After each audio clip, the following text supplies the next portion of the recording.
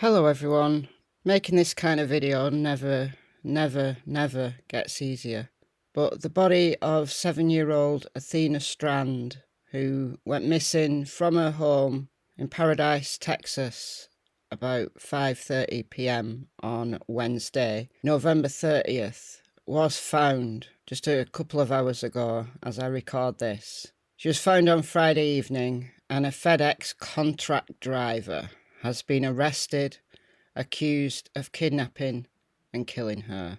The suspect, now defendant, is Tanner Lynn Horner, 31, from the Lake Worth area, and he faces charges of capital murder and aggravated kidnapping. Authorities have said that he confessed to the crime. He was making a delivery to Athena's house at the time she disappeared. Law enforcement received a tip which led them to investigate him.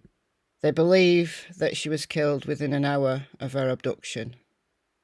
Authorities have not said exactly where her body was found, but it was a few miles from her home. Earlier today, her location was publicised by the media, and it wasn't that location. That was one of the locations that the defendant led them to, but that was one of 3 locations that he led them to during the interview.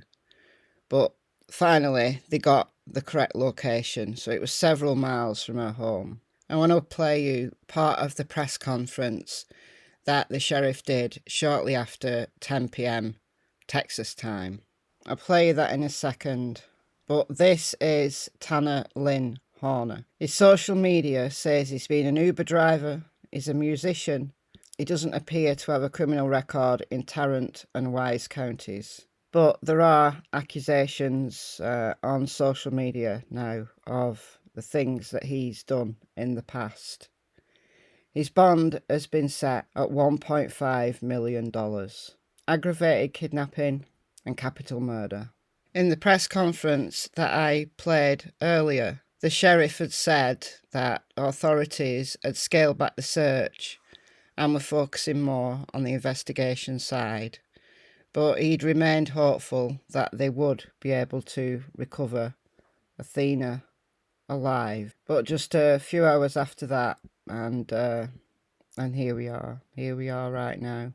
So it's likely whilst Athena's stepmother was looking for her, and the family were all out looking for her, she was already being murdered and ditched at the side of a road. It was a simple argument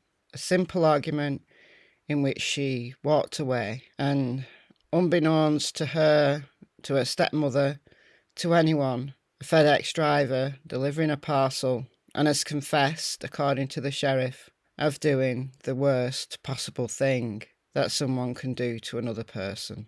Take the life of a beautiful 7-year-old girl, and for what? For what? Anyway, I'll leave you with the words of the sheriff. Bye, guys. Her body was recovered about 2 hours ago, maybe 3, 6 miles that direction. It hurts our hearts to know that that child died. So much so that she is on her way now to the medical examiner's office. And there's a Texas Ranger in front of her, and there's a Texas Ranger behind her. This community does not like losing our children. And we could see it because of all the people who came out and helped us throughout this ordeal. It was most meaningful what the citizens did because we have a close-knit group of folks here in Wise County. And it's our pleasure to serve these folks in Wise County, the Rangers, the FBI, and the Sheriff's Office. We're glad that we've had this opportunity, but we're just sad that it didn't end the way that we would hope that it would end. Earlier today, a tip was received. We knew early on in the investigation that there had been a FedEx driver made a delivery in front of the house about the same time that little Athena, 7-year-old Athena, came up missing. And continued good work by this investigative team, they were able to determine that the driver abducted Athena. And from the investigative standpoint, digitally as well as good old interviews, we think Athena died within just a very hour or so, the very hour or so after her departure from her home. This driver is a contract driver, and his name is Tanner Lynn Horner. He's 31, and he's from Lake Worth. He's in the Wise County Jail right now because of the good work of these people and all the folks out there who have helped, our EMC, our prosecutors here tonight, the deputies, the highway patrol, the citizens. He's in our jail, and he's in our jail being charged with capital murder, aggravated kidnapping, and his bond is $1.5 million at this time. We thank again the community, and I guess at this point we'll take questions. Was her body found on Suicide 99 where you were at earlier? You want to answer that question? No. It was on another county road, about 6 miles. We don't really want to release that address right now, but it was 6 miles further from here, so it's probably 3 miles past that. It's southeast of Boyd. Was the driver actually delivering the package to that home? Yes, sir, he was. So she was abducted from her home, from the front of her home? The driveway is about 200 yards or so probably pretty close to her gate. What leads you to believe that she passed away within an hour of leaving home? There's digital evidence as well as interviews that causes us to believe that. How was the driver located? You want to answer that question? Would you like to answer that question?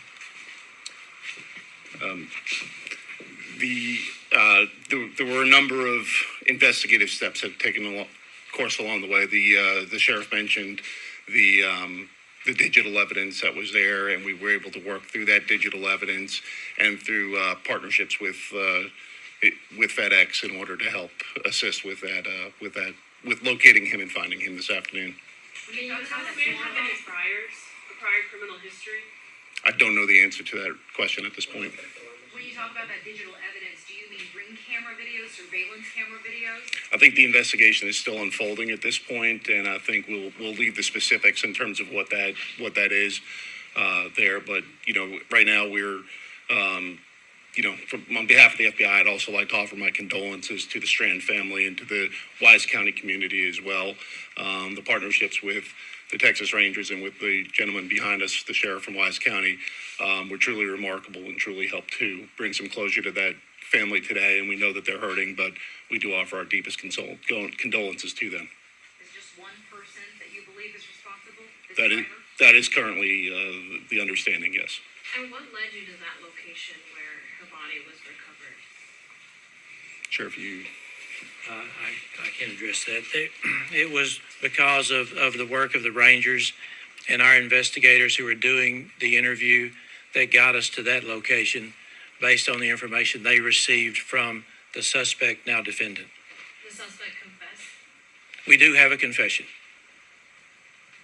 Is there anything that you can give us on why the suspect said he did this, or what motivated him? Or... We really can't get into the content of the confession, but I will say that we have a confession, and there's so many other things because this has really just come to this position, this time, and just closure just hours ago. So it's still very, very early, but we wanted to make sure that we got the information out, what has happened today because of the good work right here. Do you know if this man knew Athena or her family? No, that's a good question, and I appreciate that. No, he was not related and did not know the family. We saw a large police presence on County Road 4599. Can you disclose That was just misinformation. As the interview went on, better information came in, and that's how we ended up doing what we did to actually recover the body. How many locations did he guide you to before you? There were three that I recall. Is that correct, Joe? Three? Two, sir, yes, sir. Two other locations. Was the other location the Lake Worth, Fort Worth location near Somerville Place Road? Yes, I did. That is the defendant's home address. Was there anything recovered there? That again, that FBI as well as the Rangers ran that search warrant. We don't have that detail right now. That's part of an ongoing investigation. I know you've been in contact with the family. Is there anything that they want to say to the public tonight, the people that have searched? I have. I spent quite a bit of time with the family, and they want you to know that they appreciate that. The vast majority of the families from Oklahoma, and they appreciated the fact that we care so much. They're devastated. They're angry because of what happened. Precious child taken from their lives. So other than their appreciation, and they would like to know that the community we give them our condolences, but we also want to make sure that we give them the privacy that they need. And I hope that everybody will respect that and give them a little bit of space, not only with the family from Oklahoma, but the family right here in Cottondale. Let's give them a little time. And we would ask, and from my closing remarks, we would ask that we spend some time and pray for these folks, so that they might be relieved of some of the pain. It's going to be a difficult few days, some sleepless nights, and they need our support. Sheriff, is there any way we can get a mugshot yet? Have you got a mugshot on this stuff? We'll be able to get one soon, and I think we could probably get that through the Wise County Sheriff's Office. Sheriff, one last thing. You are a retired ranger, been in law enforcement 50 years. Describe this case in relation to your entire career.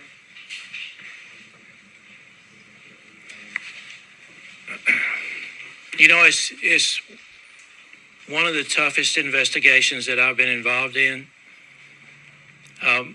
because it's a child. And anytime there's a child that dies, it just hits you in your heart. You compare that child to your own children when they were that age, and it just takes the wind out of your sails, but at the same time, it gives you purpose, because you want to make sure that you do the best you can so that you get the best resources together to do what has been done here, and getting this done in really just about a 3-day period. It's amazing that the work was done by this team, and I'm in awe. So it breaks my heart, but at the same time, it really gives me a lot of spirit knowing that we can accomplish what we accomplished here these last 3 days. Thank you, sir. Thank you.